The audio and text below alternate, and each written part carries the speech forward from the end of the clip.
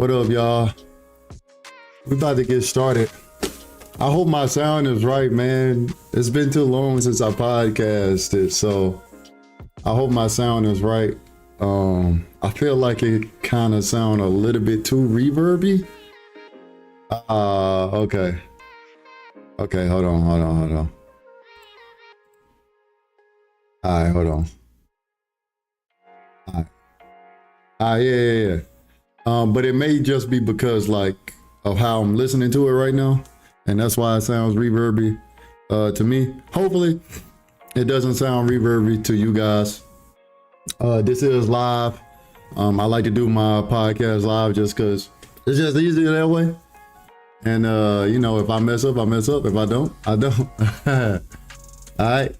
So yeah, we're gonna get it in.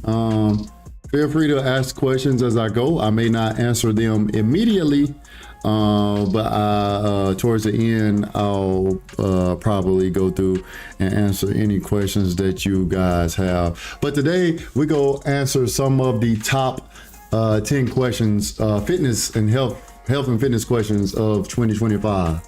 We're going to answer some of those. And a lot of these questions are questions that people have been having for years, but I looked up like recent survey and stuff, and it went through some questions, and I selected 10 of those, and I am going to do everything to answer those questions to the best of my ability. So I hope you're ready to learn.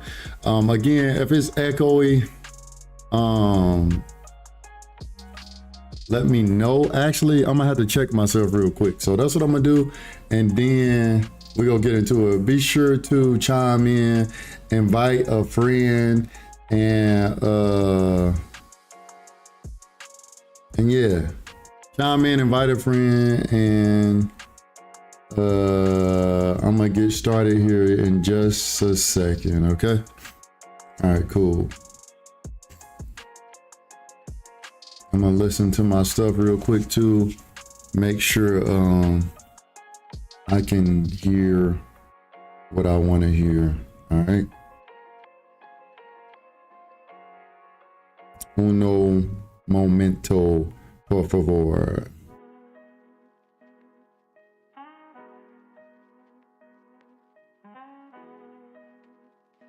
All right. Hold on.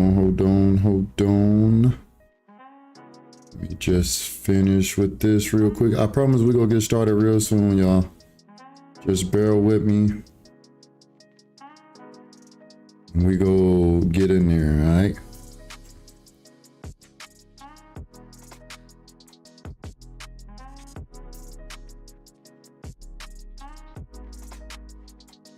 We go get started real soon.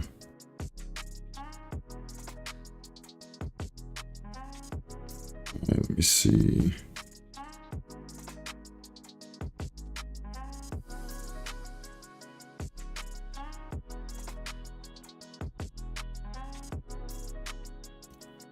All right. Let me do one more thing. What up, y'all? Welcome to the stream. Welcome. I'm just getting set up here. Getting my stuff ready to go.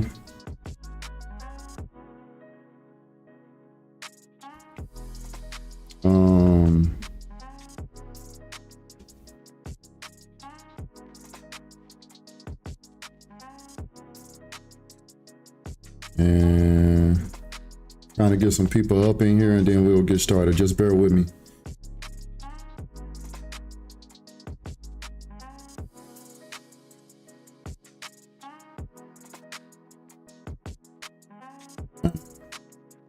Go. And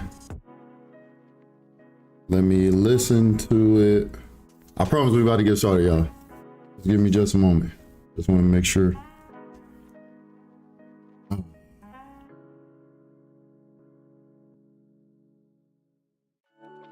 Mic check 1 2. Mic check 1 2. Okay, yeah. So it's just my headphones. All right, cool. So the sound is good.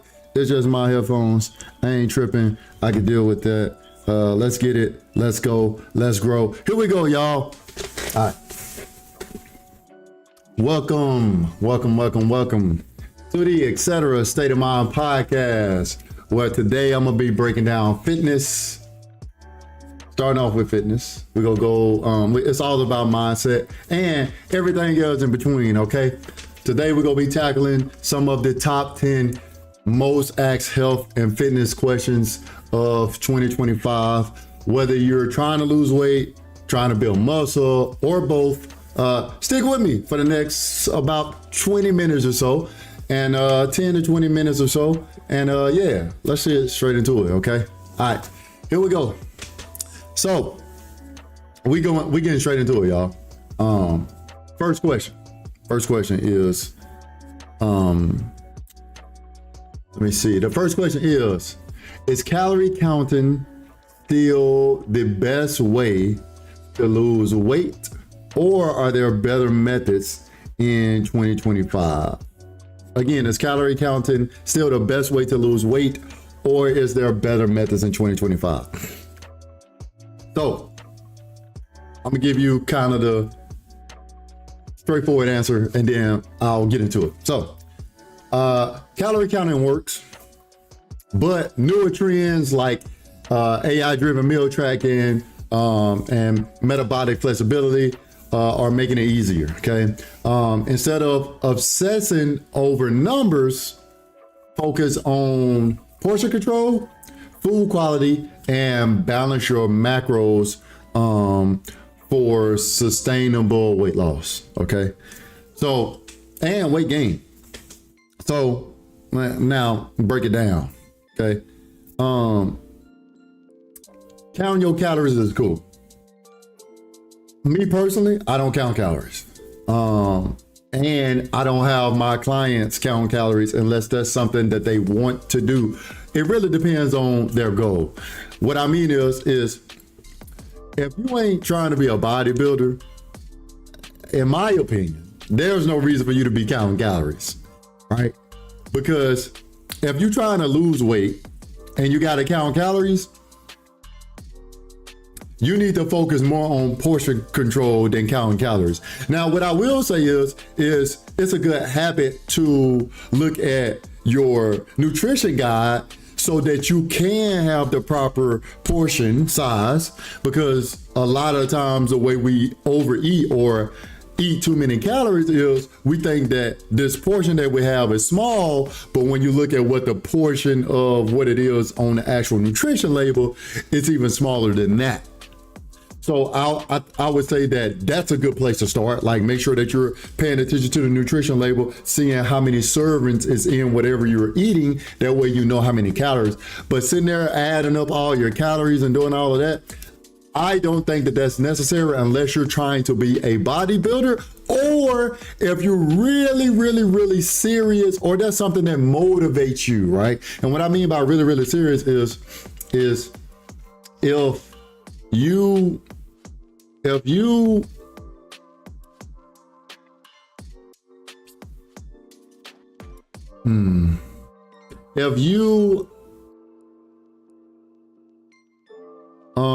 are very motivated and you know that you're really going to stick with whatever you're doing, count your calories. But if counting your calories makes you feel overwhelmed, again, do what I said at first, which is focus on your portion control, focus on your food quality, okay, and focusing on balancing your macros, your fats, your proteins, and your carbs, okay. So you're focused on your macros, your fats, your proteins, and your carbs, okay, and that's what's really going to help you. And then, like I said, look at the nutrition labels on what you get. Make sure you're paying attention to the serving size so that you don't have too many serving sizes. And that's going to help you with your portion control. That's a good way to help you with your portion control, okay? And yeah, that's really all I have to say about that, okay? Hopefully I got this on and it's working. All right, y'all, this is live. So if you see me doing some things, it's because it's live and I'm trying to make my rounds, all right? Again, if you have questions, this is a live stream. If you have questions, feel free to throw in your questions. I may not answer them immediately, but I will swing back and answer them later. We're gonna move on to question number 2, which is what is the best way to lose belly fat without endless cardio? Okay, what is the best way to lose belly fat without endless cardio? So again, I'm gonna give you just a quick answer and then I'm gonna explain. Okay, so the best way to lose belly fat without endless cardio is strength training. Strength training is king. Okay, lifting weights, it will help you build muscles, which will burn more calories at rest. Okay, you combine compound movements like your squats, your deadlifts, and your presses with daily movements and not just cardio. Okay, excuse me, that's a quick answer. The more breakdown answer would be really the same thing. Focus on building muscle. If you focus on building muscle, muscle is an organ that your body has to take care of as long as you're using it. So if you're using your muscles, not just in your legs, not just in your upper body, but both, right? Because you want to have symmetry, right? The more muscle that you use and the more you break down those muscles and they have to repair, the more calories it's going to take to rebuild, but also the more you're going to burn at rest. Because again, it takes about 2,000 calories just for you to stay alive. Just for you to stay alive. And then if you add muscle on top of that, which is something that you can continue to grow, it can take even more, and it can speed the process up. Okay, so focus on building muscle. As you focus on building muscle, it's going to make the belly fat go down. Okay, what you don't want to do is do endless ab and core exercises, right? Which you by now you should know this because it seemed like that's a well-known thing. And then also you don't want to do endless cardio. You don't have to do all this running. You don't have to do all this walking. You don't have to do all this jogging. It don't mean not do your cardio though. You definitely still do your cardio. Okay, but focus on building muscle, and as you do that, you're going to burn more calories, which is going to make you burn more fat. Also, another thing to know is remember that fat doesn't just, you're not going to lose it from one specific place. You're going to lose it from everywhere. So as your stomach go down, your butt might go down, and your arms might go down, and your face might go down, and your chest may go down. But guess what? You can replace that with something. Muscle. Because if you lose it, that means you never had it in the first place, or you weren't doing what you were supposed to do to keep it. And you don't want to keep fat, especially too much fat, right? But you do want to keep muscle. All right. I hope that makes sense. All right. Question number 3. How important is gut health for weight loss? Okay. How important is gut health for weight loss? Straight answer. Your gut microbiome influences cravings, metabolism, and digestion. Okay. A diet rich in fiber, fermented foods, and prebiotics can reduce bloating, improve fat loss, and boost energy. Okay.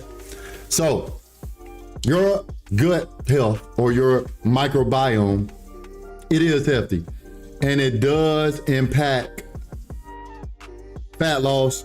It does impact your emotions and the way you feel. It does help reduce bloating and stuff like that when you're taking care of your gut and your gut microbiome. Your gut microbiome is important. Okay. So I definitely say pay attention to it. I definitely say get you some prebiotics. And look, if you need some suggestions on prebiotics and stuff like that, quick plug, go to my website, etceterabiz.com/heal. Or if you go to my website and you click on the fitness tab, you're going to see like the holistic health or the healing section, wellness section. Click on that. There's a whole list with photos so you know exactly what you're getting, and you click on there and you get that stuff, man. It's going to help you with your gut health and stuff like that, and just everyday quality of life. But yeah, not gonna spend too much on that because I can say a whole lot, and I don't want to get stuck on there. Also, when it comes to your gut health, it is important for weight loss, but it's not the most important thing. From a holistic standpoint, it's vital, but just from losing weight, it's not the most important thing. What you should focus on is stop overeating, move more, and your recovery, okay? Which is sleeping, stretching, dieting. Focus on your recovery, focus on getting your strength training in, building up that muscle, and doing your cardio. And if you focus on those things, that's going to help too. But again, don't forget about your gut, especially as you start to lose the weight and stuff like that. You're going to want to dig into more things. So dig into it, get into it. But what I like to tell people that I train and that I coach is don't focus so much on the extra stuff that you're forgetting about the basics. You got to stick with the basics and get that strong. Be consistent with it. And once you're consistent with it and you're getting results from your consistency, then we can start tapping and digging into those extra things. Okay. All right. Question number 4.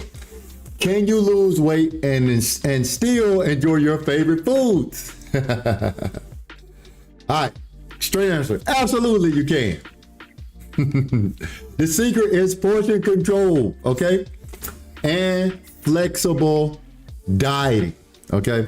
Meaning you can eat pizza or ice cream if it fits into your daily calorie and macro needs. The 80-20 rule. Okay.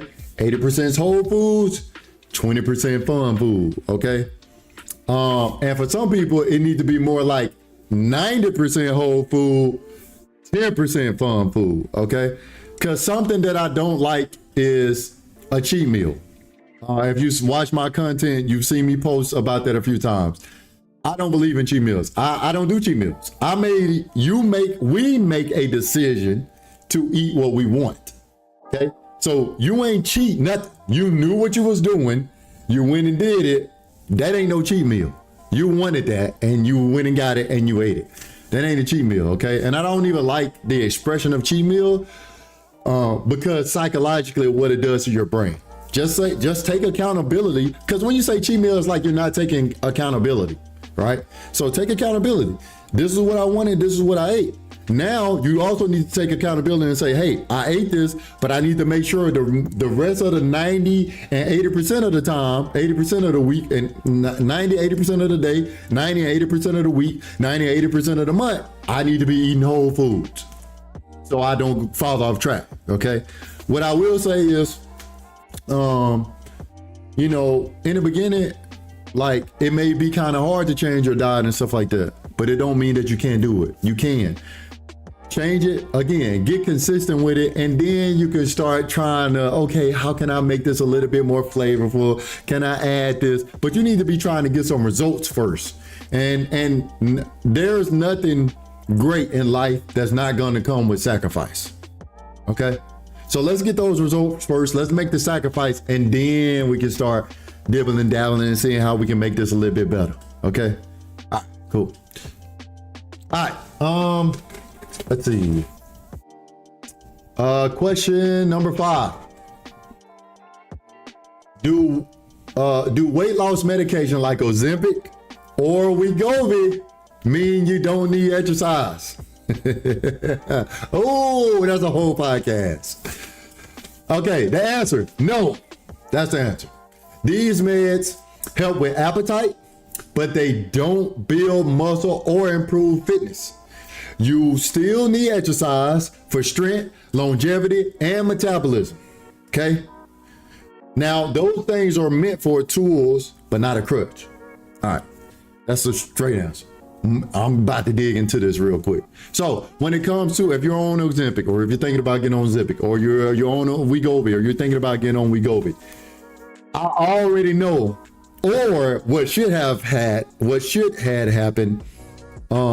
your doctor or whoever prescribed this to you should have told you that you need to be working out and that you need to be eating right.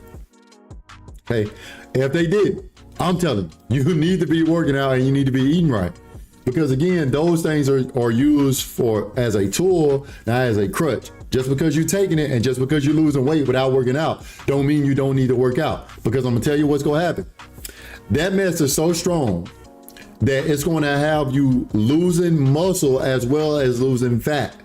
And what's gonna happen is you're gonna start dealing with arthritis, you're gonna start dealing with tendonitis, you're gonna start dealing with back pain, you're gonna start having headaches, you're gonna start dealing with worse knee pain and all kinds of stuff because you're losing your just as fast as you're losing your fat, you're losing your muscle at the same speed, if not faster. Okay? So you have to be working out. You have to be strength training. You have to be focusing on building your muscle. Again,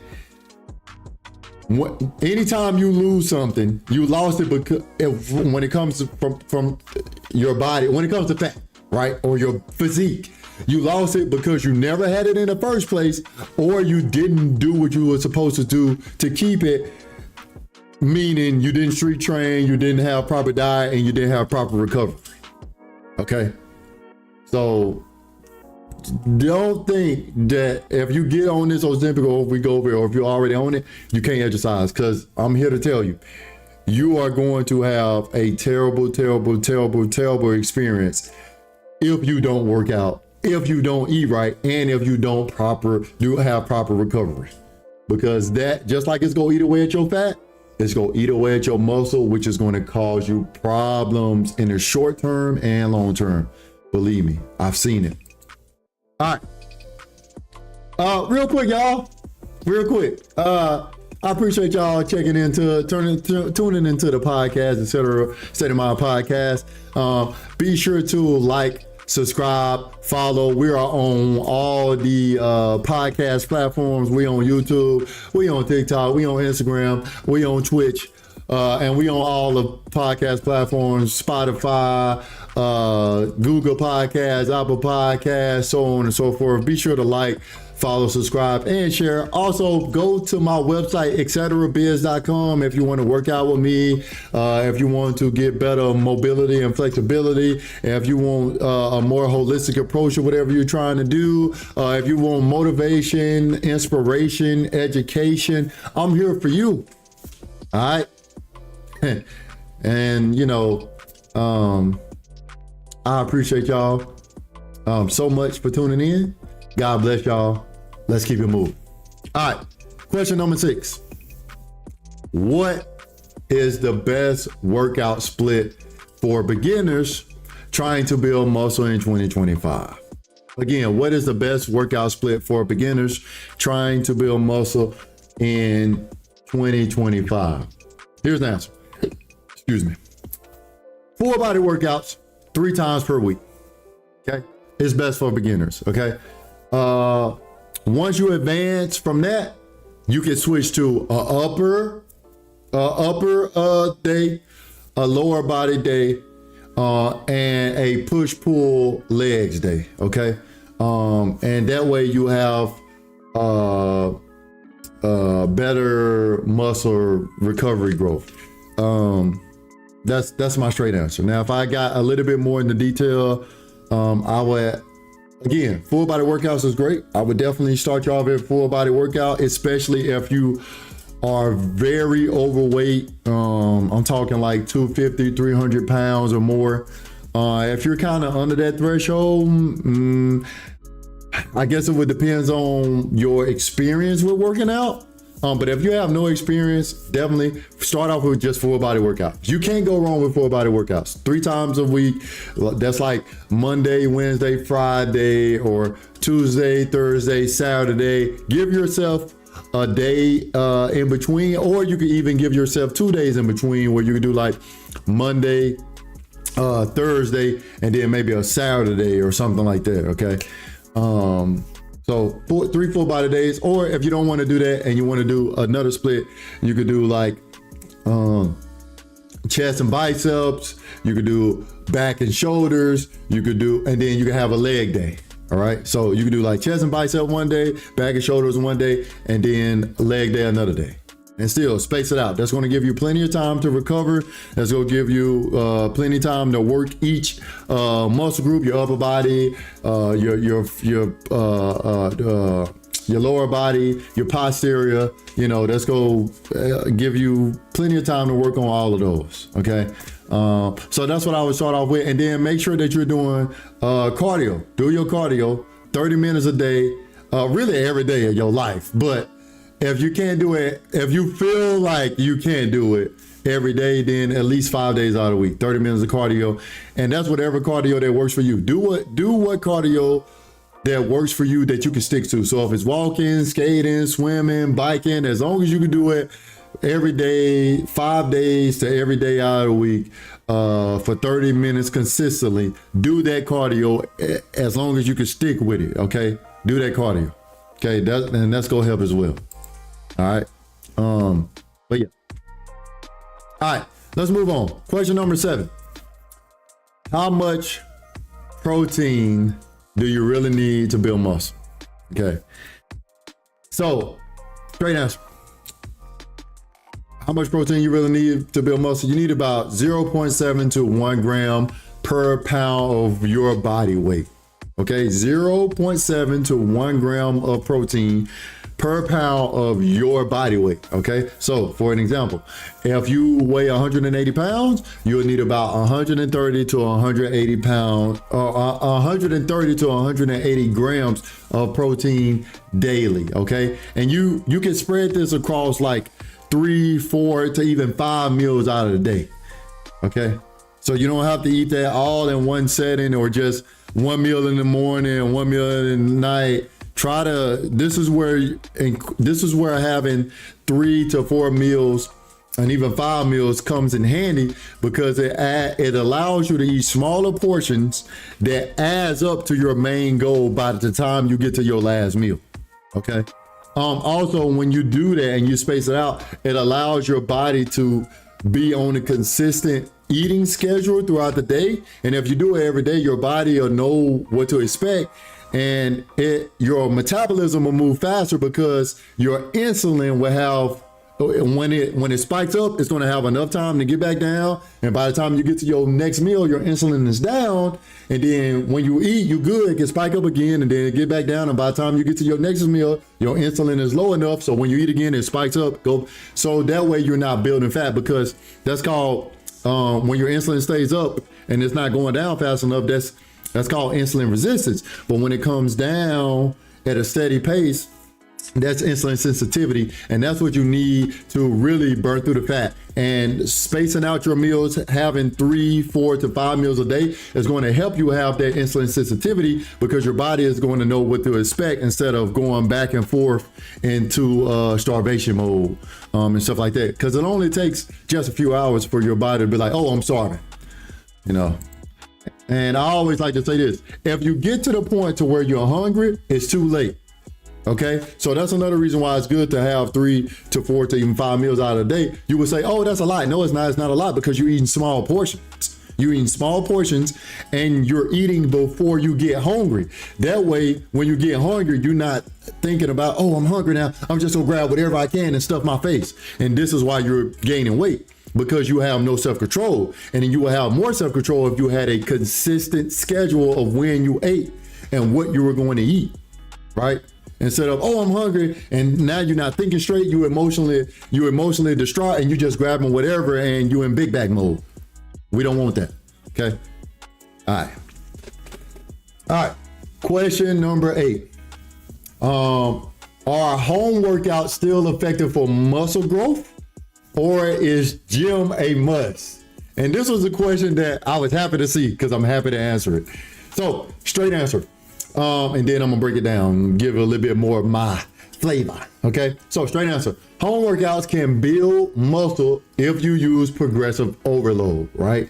That's resistance bands, that's weighted vests, or even just your body weight. Okay, but the gym offers more variety and heavier resistance for quote unquote faster gains. Now, the gym honestly is just like working out at home. If you're not doing progressive overload, you're not going to be building the muscle at the pace you want to. Okay. So the gym offers more variety as far as maybe things you could do, right? And maybe you could get, maybe you can get a little bit more heavier and stuff like that. But even with just using your body weight, I tell people this all the time. I got my strength and my initial physique from doing body weight / calisthenic workouts. I got my size from when I actually start hitting the weights, and then I match my diet with it. Okay, that's where the size came from. But my actual body, I got that from push-ups, core workout, and doing leg exercises. Okay, and that's also where I got my strength from. If you want to get strong, body weight calisthenic workouts. Ooh, that's another level of strong, I promise. Okay. But again, home workouts are effective for building muscle. So don't shy away from doing home workouts. Don't shy away from doing body weight workouts. And if you don't know what to do, you could go to my YouTube page. Okay. And I have follow along with me workouts that you can do that can help you have a good starting point. Okay. So yeah, don't shy away from the home workouts, because I'm telling you, they're amazing if you stay consistent, and again, if you do progressive overload. And again, that's just where once something gets easy, you up it up. So that may mean you slow the workout down. That may mean you speed the workout up. That may mean you add more weight. That may mean you add more reps, right? So it's all kinds of ways you could do it. Okay. All right. Question number 9. Do supplements like creatine, BCAAs, and testosterone boosters actually work? Okay, straight answer, scientific answer. Creatine, does it work? Yes, it does. It's actually one of the best muscle building supplements scientifically. Okay, BCAAs, it's kind of overrated if you eat enough protein. So if you have a good diet, BCAAs is almost pointless. Okay, testosterone boosters, it's mostly hype, and it's really useless unless it's medically needed. Okay, the best thing you could do instead of taking supplements, which you should be doing anyway, is sticking with whole foods. Because remember, and I always talk about this, supplements is a supplement, a additive to what you already should be doing, which means you should already be eating enough protein and enough whole foods to intake all the minerals and nutrients and macronutrients that you need. You should not be trying to get that from supplements. You should be trying to get that from whole foods, or not trying. You should be getting that from whole foods, and you shouldn't be, your focus should not be on the supplements. Okay. As far as creatine, people don't agree with me when it comes to this, when I talk about creatine, but as far as creatine, when it comes to creatine, my opinion, okay, I'm not saying that it don't work. I'm not saying that it's good. I'm not saying that it's bad. What I am saying is you really don't need creatine unless you're trying to be a bodybuilder. You need to be focusing on what you're eating, which is your whole foods. You need to be focusing on getting enough sleep and recovery, which means getting enough sleep, stretching, and hydration, as well as your diet. And you need to be focusing on building muscle. Again, let's focus on the basic stuff before we try to add in all this stuff, because we get on social media and we listen to all this stuff and we see all this stuff and we think, oh, I need this. Oh, I need that. I need creatine. I need BCAA. I need this pre-workout. I need this. I need that. And you don't need none of that. I tell people all the time, you really learn how to have the best body in elementary school. Go outside for 30 minutes to an hour and play. Follow the food pyramid, which honestly the food pyramid is trash, but follow the food pyramid, right? And make sure you get enough sleep and water. It's really that basic. I mean, if we want to keep it simple, it's that simple, right? Now, you know, with my help, I'm gonna take the thought process out of it so you don't have to do the work, and I'll take care of that for you. But I will be on you because that's what you're paying me for. That's my job, right? So yeah, I can go on and on about that, but I don't want to make this too long. We almost done. We down to the last question, which is, can you build muscle and lose fat at the same time?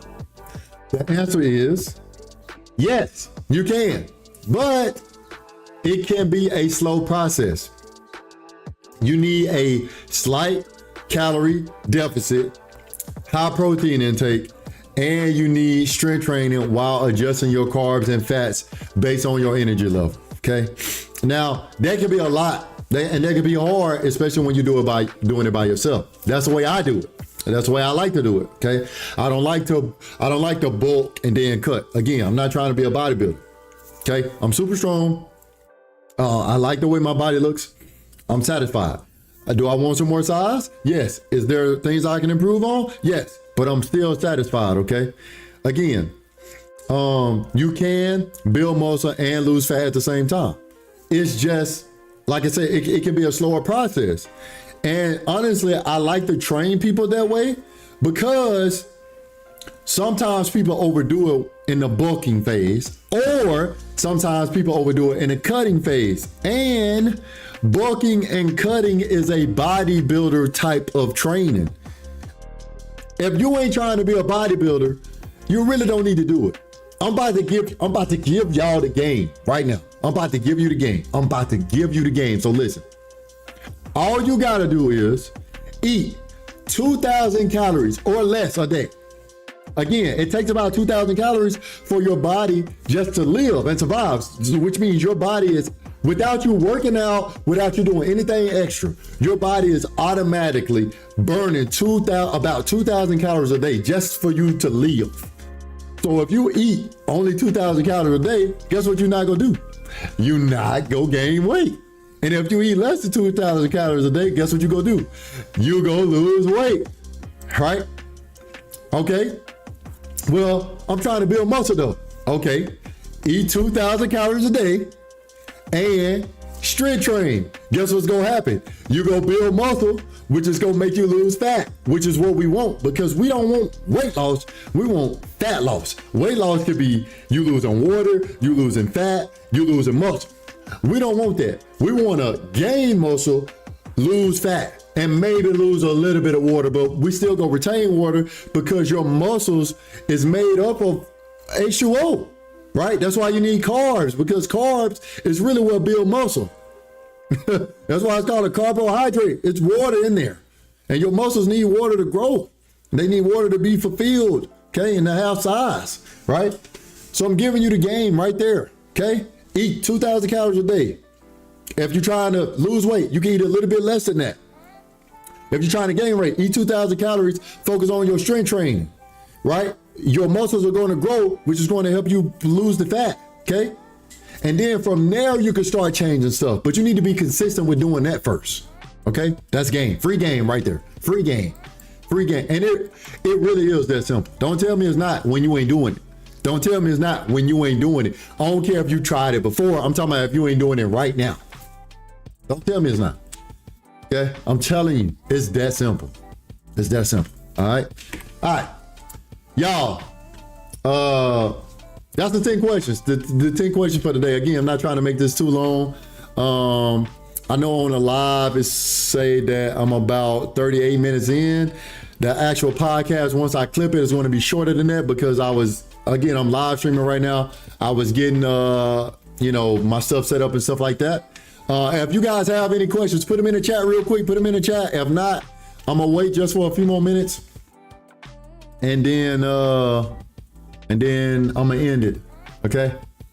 But yeah, again, whether you are losing weight, building muscle, or both, the key is consistency, smart nutrition, and progressive training. There it is. That's the key right there. Can't make it no plainer than that, okay? Hey guys, be sure to like the video, like the track, however you listen to this, whenever you're listening to it, make sure you subscribe and follow. And make sure you share it with somebody else that you know have these same questions, or you know that's trying to lose weight or trying to build muscle. Okay, do that. Excuse me. And look, guys, I appreciate you guys so much for joining in, taking the time out of your day to come and see about the Etcetera State of Mind podcast. I'm gonna be doing this more often. I promise I'm about to get back into flow. This is going to be a normal thing. You're going to be seeing my face a lot. So please stick around. I got a lot in store for you guys. I'll be talking about all kinds of stuff, not just fitness, but mindset stuff, holistic stuff, more fitness stuff, and anything else that I want to talk about, because this is Etcetera State of Mind podcast, where I talk about whatever. Okay. All right. Again, I appreciate you guys. If you got questions real quick, put them in the chat. If not, again, thank y'all guys so much. God bless y'all. I don't see no questions. All right. Until next time, y'all have a abundantly blessed day, night, whatever time it is when you're watching, listening, or seeing this. I'm out. Holla.